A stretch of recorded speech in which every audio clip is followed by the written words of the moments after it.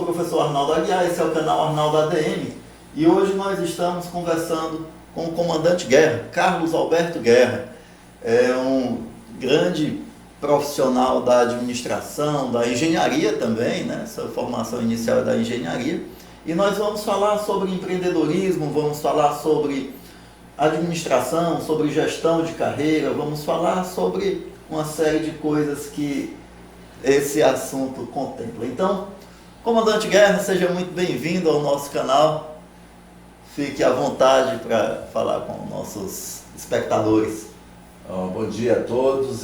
Gostaria de agradecer ao professor Arnaldo aí, que hoje faz parte também do nosso empreendimento, que é a nossa Escola Crescer, e convidar a todos também a se inscrever no canal do professor Arnaldo ADM, que é acho que um vídeo que sempre, um canal que sempre vai ajudar muito aqueles que se dedicam à administração, ao empreendedorismo. E desde que eu conheço o Arnaldo, eu vejo ele envolvido e comprometido com todo esse processo aí da administração, né? Fazendo treinamentos, e já tive a oportunidade de participar como professor dos treinamentos dele também, como consultor. E hoje estamos aqui, né, com o nosso empreendimento. Estamos na Escola Crescer, aqui em Parnaíba. Eu nasci no Espírito Santo, vim para o Piauí já pela Marinha, né, como comandante da capitania, e aqui nos apaixonamos pelo lugar, né, nos apaixonamos pela cidade, e quando eu fui para a reserva, resolvemos morar aqui, né, e aí hoje temos esse empreendimento que é a Escola Crescer. Que tem crescido demais, né? Começamos aqui em 2013, e graças a Deus a curva tem sido exponencial, né? Sim, exceto a pandemia aí, que veio atrapalhar um pouco, né? Tivemos alguma evasão, mas estamos conseguindo manter com as aulas online, através das plataformas online e através de videoaulas, né? Ajudando os alunos, e conseguimos manter esse ano aí. Estamos em 2020, a Escola Crescer começou em 2013 com, acho que tinha 100 alunos, não, né? Não, exatamente 92 alunos. 92 alunos. A Escola Crescer, ela derivou, na realidade nós aproveitamos o prédio, que era uma escola antiga aqui de Parnaíba, chamada Gurilândia, e a escola estava praticamente para fechar. Sim. Nós chegamos aqui, eu como professor da Fundação Getúlio Vargas, vim dar aula em Fortaleza, e de lá estava morando no Rio na época. Resolvemos vir até Parnaíba, a minha mulher veio comigo também, e matando a saudade encontramos aqui essa oportunidade, né, que era a Escola Gurilândia, que infelizmente, depois de quase 30 anos de sucesso, ela estava fechando. E a gente alugou o prédio e montamos uma nova empresa. Então foi a partir de 1º de janeiro de 2013 que a gente começou. A dona Wanda ainda estava viva na época? Na época que nós estivemos aqui, foi em julho de 2012, ela ainda estava viva, estava muito doente, mas a gente teve a oportunidade ainda de conversar com a filha dela, e ela na época ficou muito contente com a oportunidade de poder passar o empreendimento, alugar o empreendimento para a gente, né, o prédio. O sonho dela, né? Porque a gente estava morando no Rio de Janeiro, né?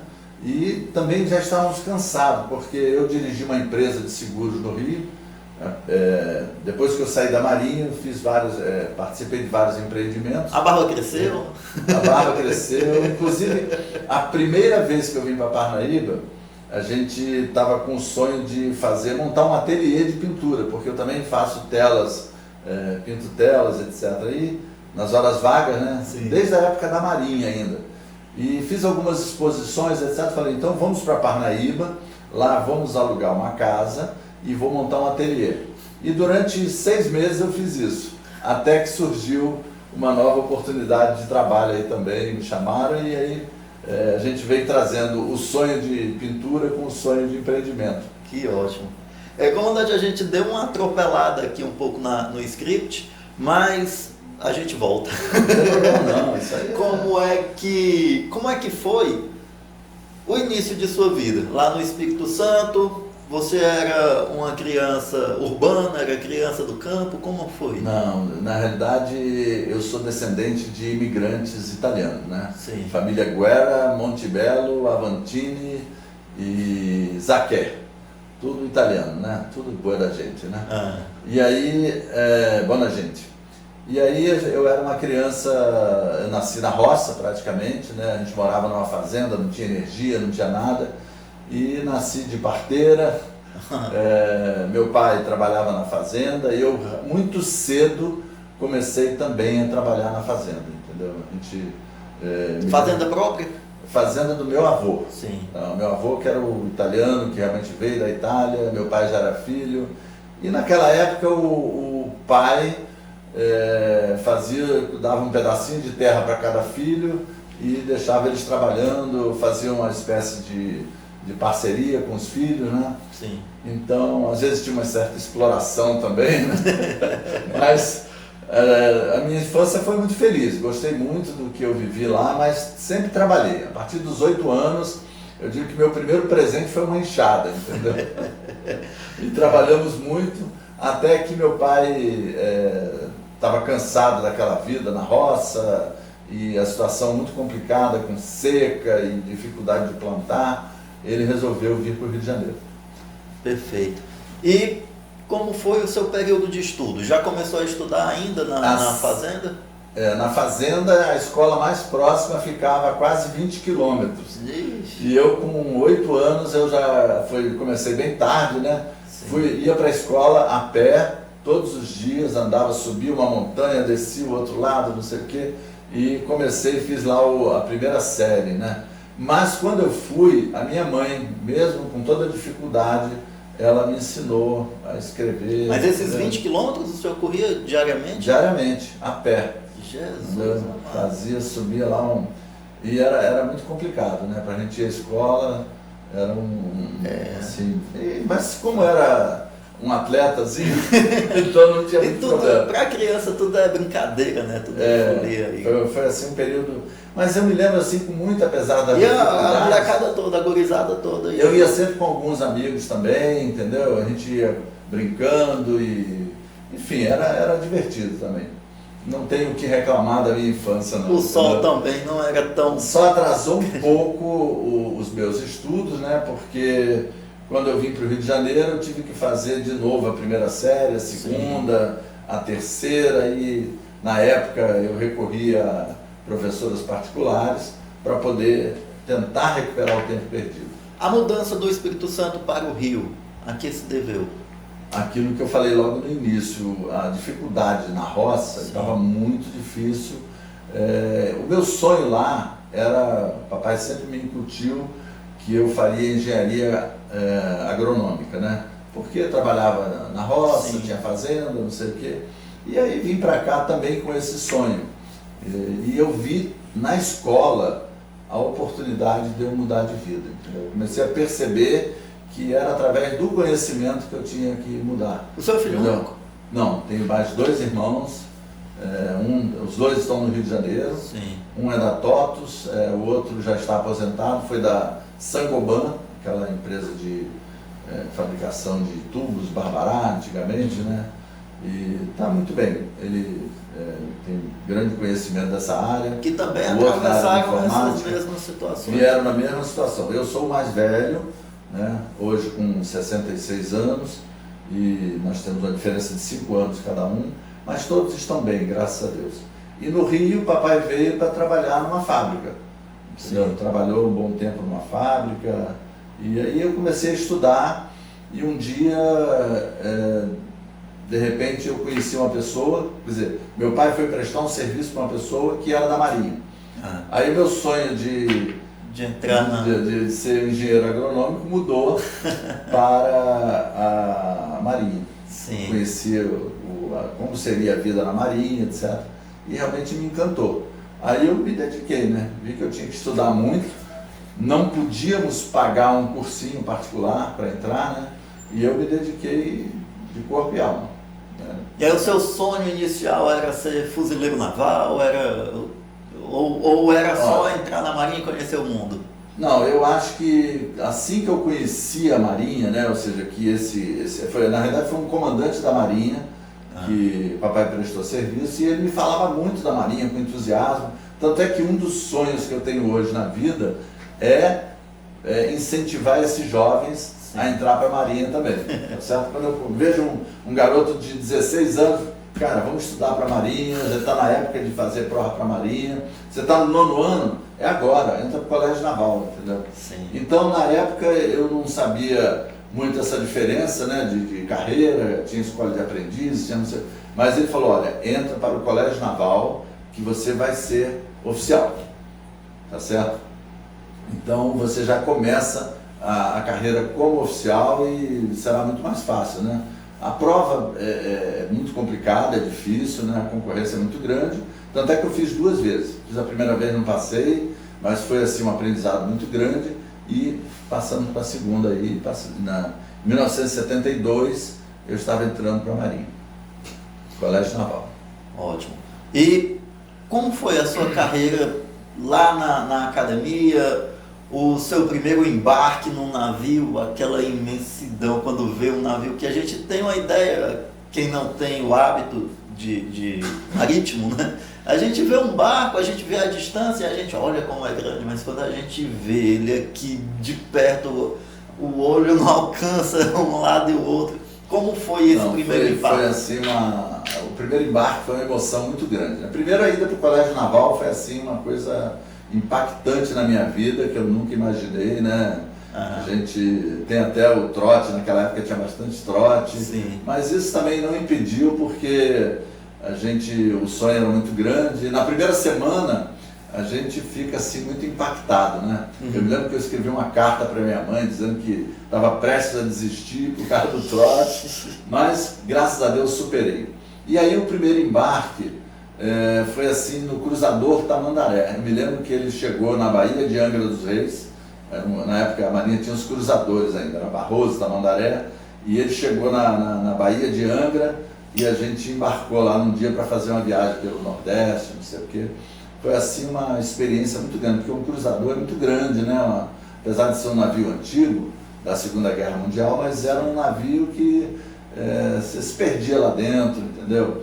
Eu me lembro que eu fiquei no alojamento bem lá embaixo, um dia faltou luz, e aí a escuridão é total, entendeu? Você não tem, deu uma pane no gerador, mas foi uma experiência maravilhosa. Foi assim que eu comecei a conhecer o Nordeste, o Brasil e a Marinha, né? E aí eu me apaixonei pela parte realmente que a gente chama da Armada, porque você pode ser fuzileiro, intendente ou da Armada. E a Armada é aquele que realmente comanda navio, que participa da vida de navio, né? Eu lembro de uma fala sua, numa das palestras que a gente esteve junto, que você falou a respeito da possibilidade de naufrágio. E eu achei espetacular esse seu exemplo. Você falou que o navio é feito para receber água. A água passa por dentro, passa por cima, passa por todos os lados. E ele só naufraga se ele tiver um furo, né? Se ele tiver rompido a sua integridade, vamos dizer assim. Realmente a gente, até na época, acho que mostrei um vídeo, né? Sim. A gente chama de mar grosso. É aquele mar mesmo que o navio sobe, pega uma onda daquelas, ele mergulha na seguinte. E teve situações que a gente pegou que quebrou a torreta, né? Onde tem os canhões, etc. Mas realmente o navio é muito protegido. Se você mantiver a parte de segurança, que a gente chama de controle de avarias, né, tudo estanque, tudo fechado, ele não tem condições de... Você consegue vencer esses mares todos. A não ser que aconteça que ele quebre, entendeu? Já tem situações de navio que pegar onda desses grandes petroleiros que ele realmente quebra o casco, entendeu? Sim. Então, mas é muito difícil, entendeu? É interessante isso, porque a gente pode fazer um paralelo muito claro com relação também à nossa vida, né? Vem as adversidades, vem as agruras, e se nós nos mantivermos íntegros, nós não naufragamos, né? É bem interessante. Quando você estava falando isso, Cara, que massa! Isso funciona também. Tem que saber enfrentar isso aí, saber que isso vai passar, né? Uma tempestade vai passar. Eu tive situações, quando eu era comandante de um navio na Amazônia, que eu saí uma vez quase para mar aberta na Baía de Belém, né? Uhum. E aí pegamos uma batedeira lá de onda que quebrou tudo no navio, entendeu? Caramba. Então o pessoal não estava preparado para isso, né? E chegou no meio da noite uma tempestade braba e realmente aconteceu isso. Mas já teve situações de pessoas que estavam dormindo no beliche, que não se amarraram, numa situação de mar grosso, caíram do beliche e bateram com as costas no chão, se machucaram, entendeu? Mas tem que se preparar. Tem que se preparar. E enquanto líder, tem que manter também a postura, né? Tá vendo o mundo ser tomado por água e tem que manter a calma para que... Principalmente se você está numa posição de chefia ou comandante, né? Você tem que, enquanto todos estão desesperados, você tem que demonstrar, entendeu? Calma e tranquilidade. Que está tudo sob controle, que sabe que vai passar, porque passa. Isso, né? vai me lembrar até uma anedota naval que diz que alguns comandantes usavam calça marrom, né? Para poder suportar ali com galhardia, Dignidade. sufoco e dignidade. Muito bom. Deixa eu perguntar mais uma coisa. Sobre as influências quando a gente estuda a administração, lá no iniciozinho, a gente vê que as principais influências da administração vêm da igreja, do exército, e aí entenda-se exército, forças armadas, né, de uma forma geral, até porque a principal forma das forças armadas, desde o início, é a marinha, né? E também os filósofos. Quais tipos de influência você acredita e você acredita as Forças Armadas na administração? Fazendo esse paralelo, já que a gente já está dentro do assunto, quais as principais características a gente pode adaptar desses ensinamentos militares? Olha, Arnaldo, eu diria que todas. Tá? Tudo, você vê que as grandes cidades começaram a surgir há 10 mil anos, tipo Jericó, que é considerada uma das mais antigas do mundo. Ela teve que formar um exército para proteger a cidade, teve que fazer toda essa... E todos os lugares onde o homem se instalou, né, quando ele deixou de ser nômade e começou a se proteger e proteger a comunidade, ele criou uma organização militar para se proteger, né? Uhum. E aí entrou todos os princípios da administração, né? A disciplina, a hierarquia, o planejamento. Eu acho que tudo isso vem para a empresa também. Não tem? Sim. Eu diria que hoje na empresa eu emprego tudo que, aliás, em todas as empresas por onde passei, que eu passei por empresas de varejo, empresas de seguro, empresas de engenharia, depois que eu saí da Marinha. Sim. E os princípios que eu emprego são sempre aqueles que a gente empregava na Marinha, tá certo? E a liderança é um dos principais. Eu acho que a liderança, você como líder, eu acho que você consegue arrastar as pessoas, não como chefe. Sim. Tá? Tem alguns que não sabem liderar e querem ser chefes. Então isso aí é o caos. É o caos. Você falou a respeito da sua carreira pós-marinha, e aí eu lembrei também que, ainda estudante universitário, eu lá na empresa Júnior e cuidando da minha carreira, quando eu já tinha despertado para a administração, já tinha dito, cara, isso aqui é massa, isso aqui pode dar muito certo. E aí foi quando eu me envolvi com a empresa Júnior, com o centro acadêmico, e aí comecei a me movimentar naquelas questões. Falava-se muito do capitão, comandante da capitania dos portos, e logo depois surgiu também uma fazenda de camarões. Como foi a sua relação nesse universo e a que pé anda? Bom, eu vim para Parnaíba, como eu falei inicialmente, como comandante da capitania. Sim. E aqui, assim, foi um comando extremamente assim, produtivo, maravilhoso. Adoramos a cidade, também fizemos muita coisa na capitania, porque eu tenho uma característica que eu acho que isso que me levou também ao empreendedorismo, entendeu?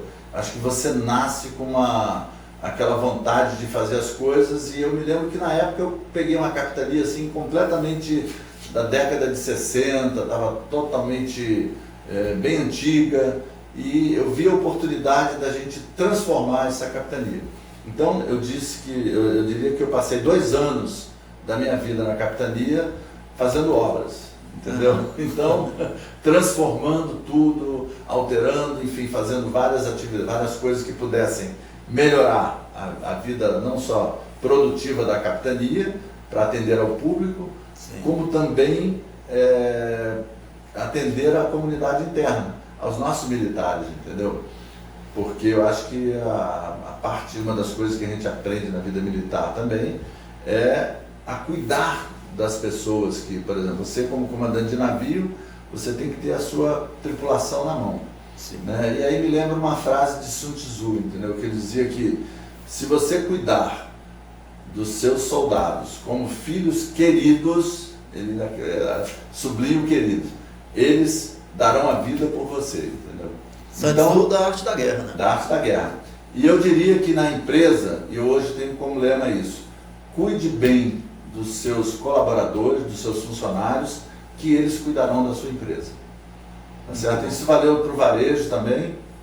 Então, voltando à capitania, eu vim para cá para comandar a capitania, e daqui voltamos para Brasília. Eu fui um dos primeiros a ajudar a implantar o Ministério da Defesa. Fui designado para o Ministério da Defesa, que era o antigo ENFA. Sim. E lá também tivemos que fazer muita coisa para transformar o ENFA no Ministério da Defesa. Tá certo? E foi coincidentemente no período do bug do milênio.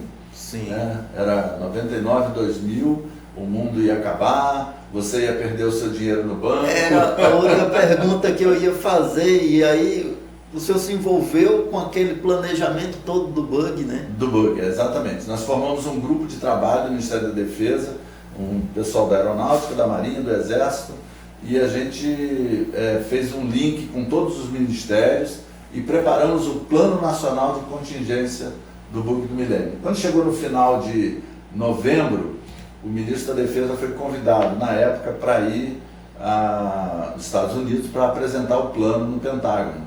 E eu me lembro que, na época, o cara que mais fazia palestra no Brasil inteiro sobre o bug do milênio era eu. Uhum. E aí eu fui designado para ir para lá, para fazer essa palestra, apresentar o plano do Brasil, não sei o quê. E na volta, passamos uns 15 dias lá, na volta a gente já estava praticamente em cima da mudança do ano, e foi assim, ficamos de plantão naquele período, mas graças a Deus nada aconteceu, porque o Brasil também se preparou. E interessante é que houve naquela época, um dos setores que mais se preparou foi o setor bancário. Sim. E o Brasil deu um salto de tecnologia naquela época, tanto é que o nosso sistema bancário hoje é bem evoluído, né? Então ele deu um salto de tecnologia naquela época, porque estava muito atrasado, não sei o que, e os bancos aproveitaram esse momento para isso. Tem uma parte das pessoas que nos assiste que é da geração milênio, né? Eles já nasceram depois do bug do milênio e bem provável não tenham ouvido, não tenham vivido aquele não sabe do que eu estou falando. Mas era aterrorizante, porque diziam que as programações todas tinham sido feitas até 99, né? E quando virasse, não viraria para 2000, mas para 00, ia dar um tilt. As suas contas bancárias iam zerar, né? Tudo ia zerar. Ia faltar energia. Ia ser para você ter uma ideia, nós pensamos nas possibilidades, nós montamos assim mais de 150 geradores pelo Brasil, fizemos vários centros de operações, né? E pensamos na possibilidade, assim, se acabar toda a energia, nós já dá um apagão, nós teríamos os geradores. E se os geradores não fossem suficientes para a gente se comunicar, nós acionamos a rede de radioamadores no Brasil todo, cada um no seu carro, para falar. E nós tínhamos uma pessoa que lá no Ministério da Defesa montamos um centro de operações. E de lá a gente falava com todos os radioamadores do Brasil inteiro para mandar informação do que estava acontecendo.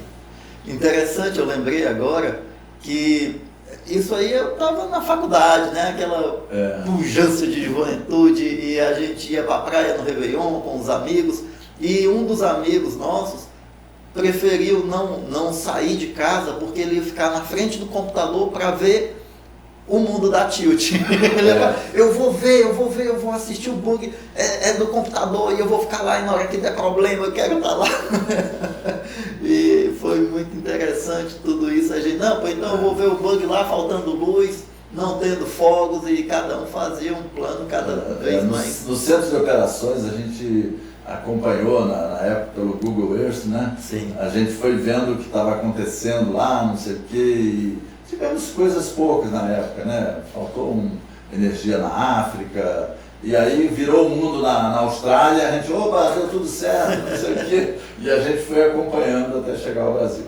Mas assim que passou isso aí, eu também estava completando o meu tempo na Marinha. Sim. Tá? Estava completando Eu poderia ter continuado, a minha carreira estava muito boa, graças a Deus, tinha a perspectiva de prosseguir, mas aquele sentimento de empreendedor estava me falando mais alto. Eu falei assim, eu tenho que sair para conhecer esse lado do mundo do empreendedorismo, entendeu? Sim. E aí eu tomei uma decisão muito difícil na época, que foi pedir a minha reserva. Eu teria talvez mais uns 10 anos pela frente, 5 anos, sei lá, mas eu antecipei para poder ter a oportunidade de fazer alguma coisa. E foi assim que terminei a carreira em Brasília, me aposentei, né, e vim para Parnaíba. Escolhemos Parnaíba, eu passei assim uns 6 meses a 8 meses de sabático, só pintando, aí fiz umas exposições no Shopping Teresina, vendi muitos quadros, vendi todos, eu já tinha vendido em Brasília também, falei, opa, está se tornando uma carreira, naquele mês eu tinha faturado mais do que na Marinha, entendeu? Caramba. Só com venda de telas, né? Que eu gosto muito de pintar, ainda pinto alguma coisa até hoje, quero ver se monto meu ateliê de novo, o tempo é difícil, mas tempo é uma questão de prioridade, né? E aí a gente veio para Parnaíba, mas depois do meu sabático, um amigo lá de Recife me ligou perguntando se eu queria dirigir uma empresa de camarão aqui em Parnaíba. Eu falei, mas tem empresa de camarão aqui aonde? Não sei o quê. Não, em Carapebas tem a maior empresa de camarão do Piauí, uma das maiores do Brasil. E aí eu fui conheci e acabei entrando para o grupo Secom. Sim. Que tem essa fazenda em Carapebas. Na época o camarão estava em altíssimo, assim, porque o Equador, que era um dos maiores produtores da América aqui, América do Sul, estava com problema de vírus, né? Então o Brasil estava despontando assim como um dos maiores produtores aqui da região. E aí a gente começou engajei e gostei do trabalho, né? Uma empresa que tinha mais de 350 funcionários, e a gente começou. Na época perguntaram o que um comandante da Marinha sabe de camarão.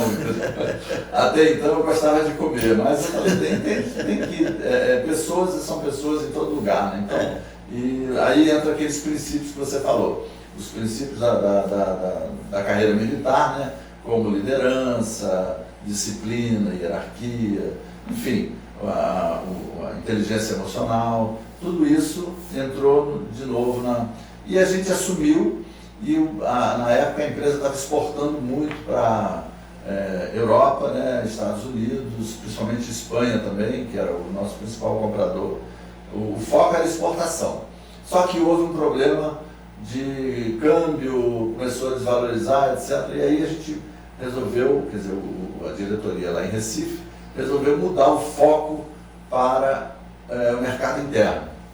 E aí criou-se a rede Camarão e Cia. Lançou o primeiro restaurante Camarão e Cia, que é um fast food em Recife, depois o segundo no Rio de Janeiro, mais o terceiro no Rio, um em São Paulo, tudo em shopping, Shopping Guatemi, Shopping Tijuca, Barra Shopping e Shopping de Recife, Shopping Recife. Shopping bacana, né? Shopping bacana, né? E aí o negócio deu certo.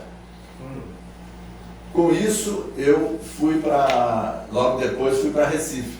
Tá? Passei 4 anos na fazenda e fui para Recife para trabalhar junto à diretoria lá, assumindo o departamento de marketing. E aí comecei a trabalhar nessa parte de marketing, Foi aí que gostei também comecei a dar uns cursos de MBA nas faculdades de Natal, Recife, etc.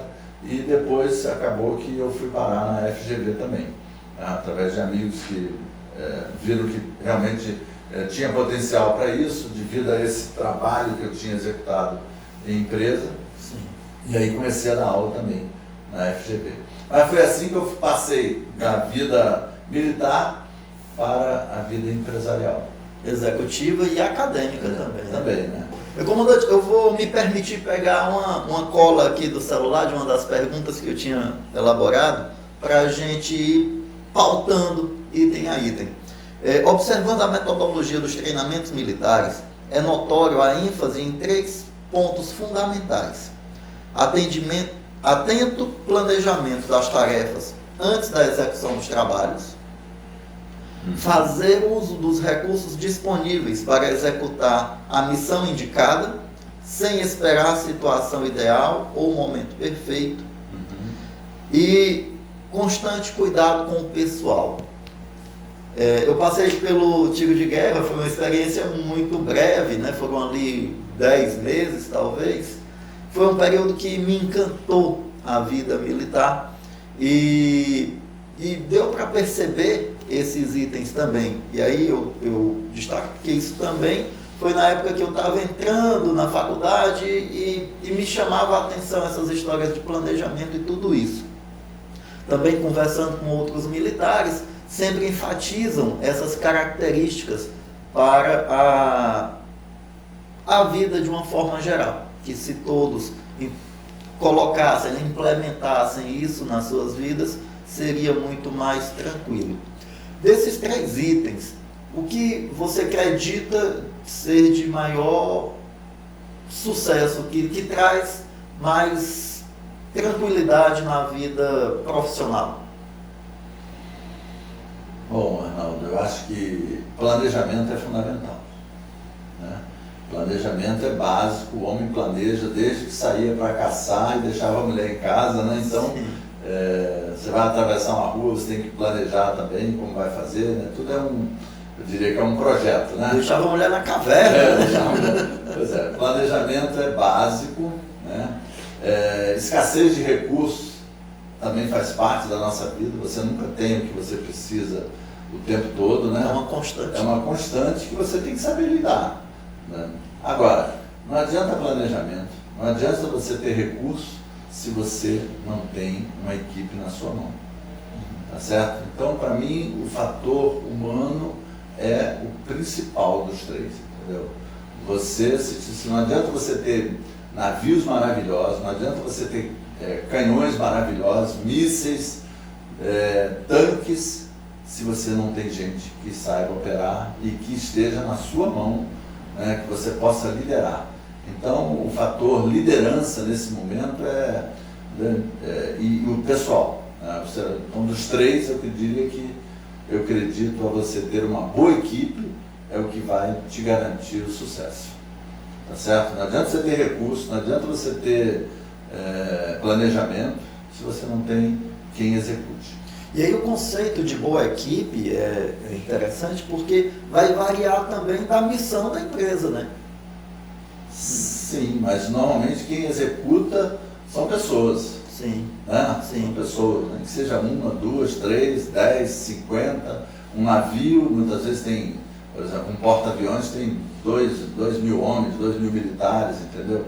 Então, se o comandante não tiver uma boa liderança, como a empresa também. Sim. Aqui na escola nós temos cerca de 90, entre professores e funcionários, 90 pessoas que a gente tem que conhecer um por um, tá certo? Sim. E me lembra de novo a frase do Sun Tzu, entendeu? Dizendo que se você não tratar bem os funcionários, né, cuide bem dos seus funcionários, que eles cuidarão da sua empresa.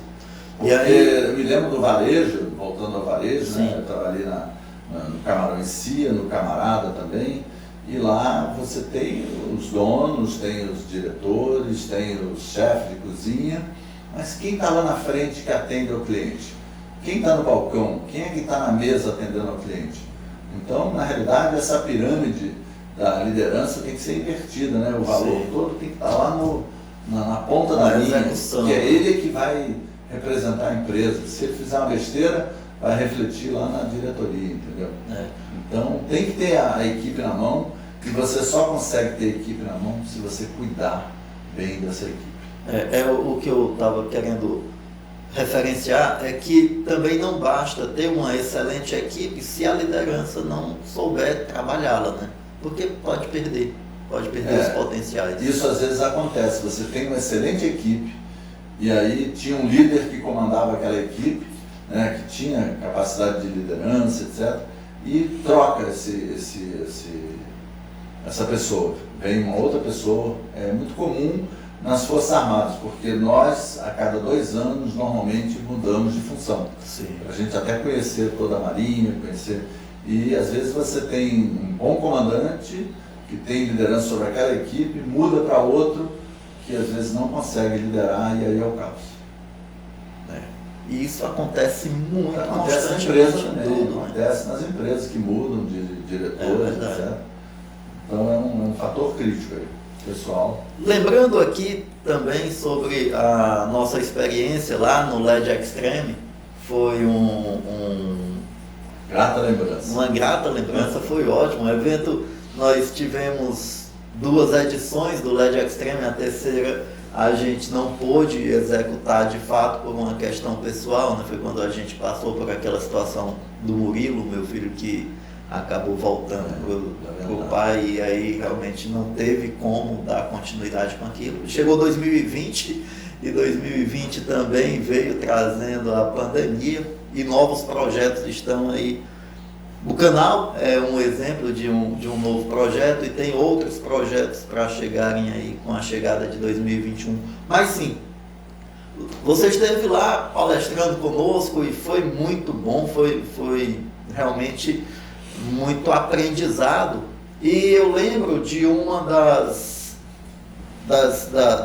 ferramentas mostradas lá na sua fala, na sua palestra, sobre planejamento, sobre gestão, da bicicleta, a bicicleta da vida, que eu tomo a liberdade de apelidar como a bicicleta de guerra, né? Até fazendo uma referência à autoria.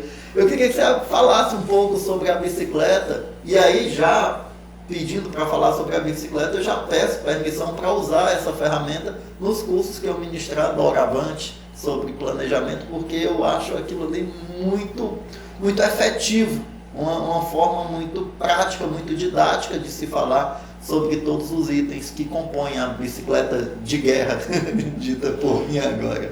Eu chamo ela de bicicleta da vida, né? Sim. E a inspiração foi que você tem a roda da vida, né, com vários segmentos da vida que você tem que avaliar para você estar bem.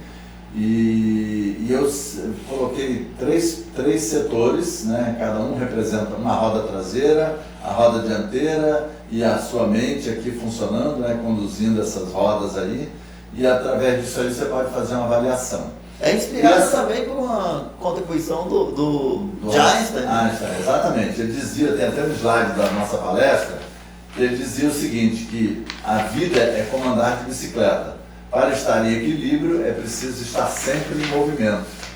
Tá certo? Ou seja, então você tem que estar em equilíbrio. E nessa bicicleta da vida, vocês vão ver aqui a divisão a roda traseira representa a parte profissional, onde você tem várias avaliações de qual é a profissão que você escolheu, reconhecimento, ambiente físico, não sei o quê. Você avalia aqui de 0 a 10 quanto que você está. E a roda da frente seria a parte pessoal. Como é que você está de amor, de lazer, de alimentação, finanças, atividade física, família, etc. O que compõe a pessoa, né? Exatamente. Então, profissional, pessoal, e aqui em cima a parte mental, né? Como é que está a sua energia mental, a sua motivação, a sua parte espiritual, né? Que eu acho que é fundamental. Eu costumo dizer que tem até uma frase da Bíblia que diz: cuide primeiro das coisas de Deus e Ele cuidará da sua vida, entendeu? Ou seja, enfim, você tem que estar sempre conectado, entendeu? Sim. Conectado com essa energia espiritual, que é ela que vai reger o restante da sua vida, entendeu? A parte mental, a parte física. Então, essa bicicleta, você faz uma avaliação em cada um dos setores e veja bem, você não precisa estar 10 em todos eles. Sim. De 0 a 10. Se você tiver 5, mas estiver equilibrado, essa roda vai A roda rodar. gira, né? A roda gira, você vai caminhar, né? Sim. Agora, se você tiver 10 no amor e 0 nas finanças, e lazer 10 e família 7 no então a bicicleta vai trepidar e você não vai conseguir andar. Então você faz uma avaliação, aqui o pedal representando a ação, porque tudo tem que ter ação, não adianta você sonhar, você criar, mas tem que ter ação. Tem que ter atitude. Atitude, certo? Então ela representa isso aí, tá certo? Ou seja, tem que estar em equilíbrio, você não precisa ser 10 em tudo, mas você tem que estar com os valores equilibrados aqui. Que ótimo. Tá certo? Isso Eu queria saber se isso aqui vai virar um livro, acho que. Tá liberado o meu uso? Tá liberado, Ótimo. tá liberado. Pode usar nas aulas, pode usar nos treinamentos. Muito obrigado, isso vai contribuir demais. Lisonjeado de poder contribuir. É uma honra poder ter seu nome dentro da bicicleta da vida, né? Então, lado emocional, profissional e pessoal. Tá a gente ótimo. tem que cuidar. Comandante, a gente já está chegando aqui na reta final da nossa conversa. Mais uma vez, mais uma conversa muito frutífera, né? Já tive aqui algumas vezes conversando e a gente sempre fala muito sobre uma série de coisas. A Mariana estuda aqui na escola e é realmente muito prazeroso esse ambiente da escola, estar com você, estar com a Milene, realmente muito... São pessoas muito queridas e que jogam a gente para frente sempre. Então, agradeço. E antes de a gente encerrar, antes de fazer de verdade os agradecimentos, queria que você falasse para nós o que você entende por sucesso. Sucesso é ser feliz, cara. Sucesso é você ter todo dia acordar. Primeiro você estar bem, né? Física, mentalmente, espiritualmente. E ter uma meta a cada dia, entendeu? Para você estar indo para algum lugar. Eu acho que eu conheço pessoas que são grandes empreendedores de sucesso, né? Que estão sempre com metas gigantescas e chegam lá. Como que também conheço um garçom que é muito feliz, entendeu? Então na carreira dele, ele é uma pessoa de sucesso. Sim. Ele é o melhor garçom que eu conheço, entendeu? Então ele é feliz, ele trata bem as pessoas, ele se relaciona bem. Então acho que sucesso é isso.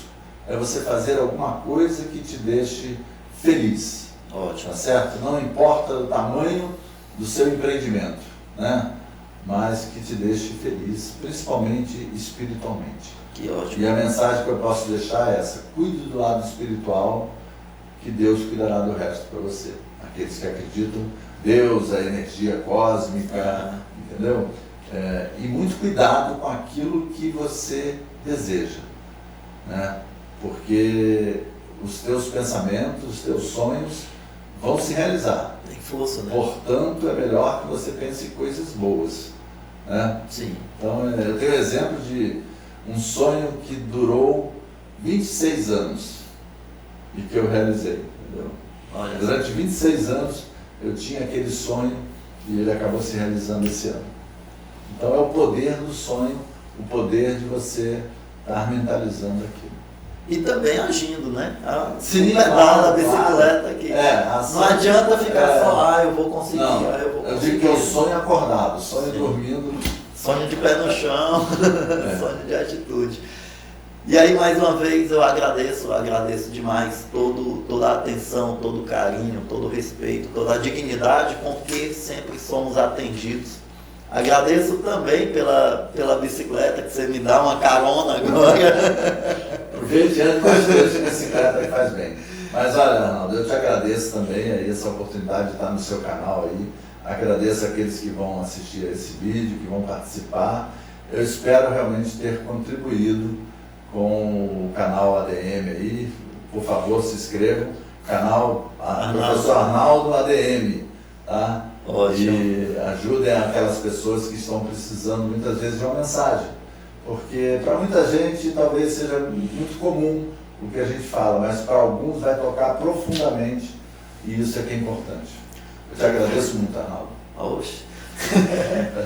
Então, agradecido, comandante, e muito honrado, muito lisonjeado com isso.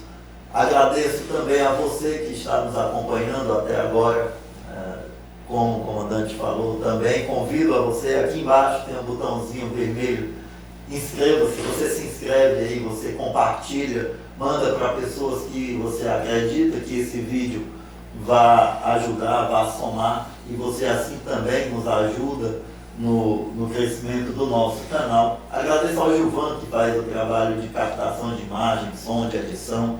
Se você está assistindo aqui, o trabalho do Gilvan foi bem feito, e agradeço a Deus, Ele que tudo pode, Ele que tudo faz, Ele que nos presenteia diariamente com a vida e com a energia para trabalhar. Muito obrigado a todos e vamos voltar para geral. Foi bom demais. Muito bem.